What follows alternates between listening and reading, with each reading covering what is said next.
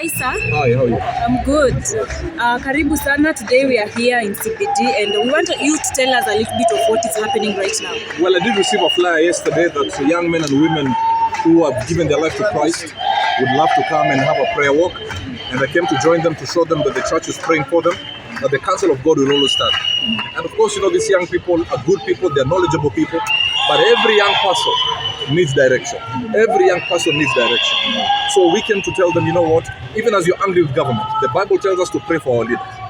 So we actually stood, we led them in praying for the president, his deputy and the government. We prayed for the security forces.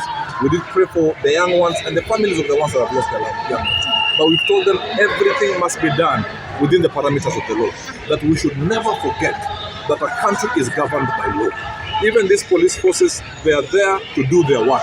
They have taken the oath of office. They are fathers, they are mothers, they are uncles, they are aunties, and the people's children.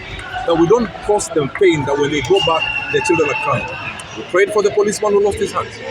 But the main thing was to tell them, everything you do, at the end of the day, God must be glorified. That's it. God must be glorified. We have had you apologize on behalf of the church. Yes. Yeah. I did apologize on behalf of the church, not because the church is not speaking. I was told that the church is speaking, but then we are not being heard. Because you cannot tell the Gen Zs, it's up to you. Why are you not listening to us? It means we are not where they are. So I apologize on behalf of the church. Where you feel we have hurt you as a church and we have let you down as a church, we say we are sorry.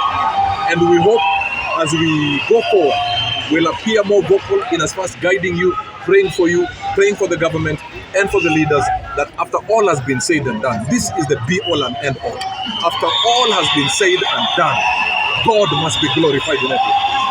Kenyans are still planning to do some demos come this Tuesday. Yes. Are we expecting to see Robert Burale in the streets? Mgongo yangu inauma. For me, we have to understand that leaders, pastors, mentors, we must be around these young people. Because I have a 19-year-old. Yeah. So I am a father to a Gen Z. Yeah. You understand? Yeah. So I come in as a father to make sure where I feel you guys are going wrong, wambia maze, rudini hapa kidogo. Na hii interview white si dai, hii ni miaka ni this. Na pia besides mwaka kuna ka wisdom. So is to guide you, because we don't want any other young person to die. We don't want any policeman to die. We don't want any policewoman to die. We don't want any business demolished. We don't want any car stolen. So we have to stand up and be counted. And I after preaching in church, I was going to go home. But something said, no, go and stand with them. They are young people who have given their life to Christ. We prayed and we worshiped. Because at the end of the day, this country must operate on the counsel of God. And maybe a message to Gen Z as we prepare to demonstrate on Tuesday. What do you have to tell? Gen Z munisikie. Najua mmekasirika, mko na hasira, lakini naambia kitu moja. Hata kama mko na hasira, muonge poa. You can get a few guys to come and put your case forward in the offices that matter. I know government or leadership, they will not talk to a million people. You can get somebody or a few people to represent you, to go and put forward your grievances to people. Also put your MPs, your MCAs, your senators and your governors to task that this is what we want. I think what needs to happen, as long as the Gen Zs feel they are being listened to, I think I said it by half. The problem is, and I'll say it again, is that some of the leaders, some, not all, some of the leaders are speaking with arrogance. Yes. And that arrogance will not help anybody. Please, let's be humble. Let's talk. Kiburi. Wacheni fans wa Arsenal. Kiburi tulieni. Let's speak.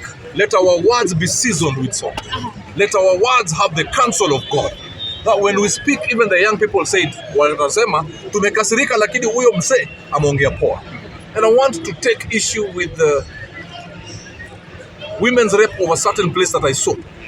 I don't know from which county, not Nairobi, from another county, who said Gen Zs are lazy people. Yeah. They are not lazy people. Could you call her by name? I don't know her name. I can't remember her name. Baringo? I can't remember. It's a lady who said that they are lazy people. Yeah, Baringo. That lady, you're a leader. You have been given prominence. I do not want you to go around calling young people lazy because you're calling our children lazy.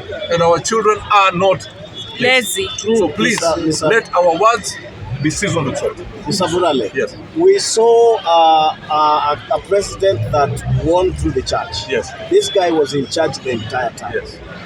Why are we not seeing a delegation of church leaders going to him and saying, listen to this young man? When you talk about let's send a representation, we know what happens with that. We have seen the Azimio kind of mandamano, where a representation goes there and decides how much money he gets in his pocket and he keeps going. That is why we don't trust a representation. That is why we have lost interest. As a church, are we seeing the council of leaders of the church in this place going to state house? I mean, for how long are we just going to organize prayer meetings without action? And I love your side of questioning, but I believe there are some church leaders who have access to the leaders of this country. And I want to believe they're in communication.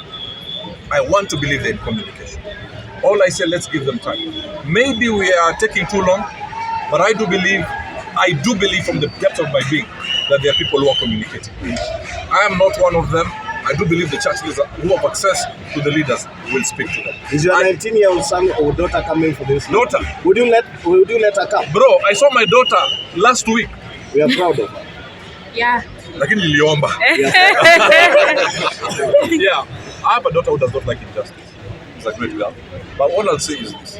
I give them time. I know this does not sound right, but you know I love you guys. Yeah. You know I care about you guys. I do believe there's something happening. There's communication happening. But put your local leaders to task. Or wache kiburi kuita Gen Z lazy, because you're insulting our children. And I've not seen lazy people here. I've seen people with vibrance. So leaders, let your words be seasoned with salt. Young people, please also remember, these leaders are like your fathers and your mothers. Even how you speak, let it be with respect. The police forces took an oath of office. They are not your enemies. If we can be as peaceful as I've seen them today, then at the end of the day, the counsel of God will stand. And everybody will live happy, where God will be glorified, the people will be edified, and hell will be ashamed. Lakini unipatie maji hata juu. Why do you call ourselves a Christian nation? We pray a lot. Get all these things. We are the most to have. We are the most. All these things are happening. Yes, we are a Christian nation. If you go to nations that are rich, systems are working, everything is okay. You know, I'm not saying they're perfect, but everything is working for them. But for us, no, vitu zina happen. Let me tell you, there are people who are praying. There are people who are on the front line. Maybe it could have been worse. You understand what I'm saying? Let me tell you, I have traveled by the grace of God. I have seen countries that are suffering. Maybe because we are used to some peace and some level of that, we take it for granted. But yes, your grievances are valid, but it's step by step. Even me as a pastor, I'm not perfect. Every day, kings and prophets must work together, not be in bed together. Not be in bed together. But kings and prophets. Prophets, like in the book of Kings. Elijah. Because you have a problem where people are listening to religion. Yes, I believe kings and prophets must work together, but I say they must not be in bed together. Thank you so much. Thank you so much. Thank you. Thank you guys.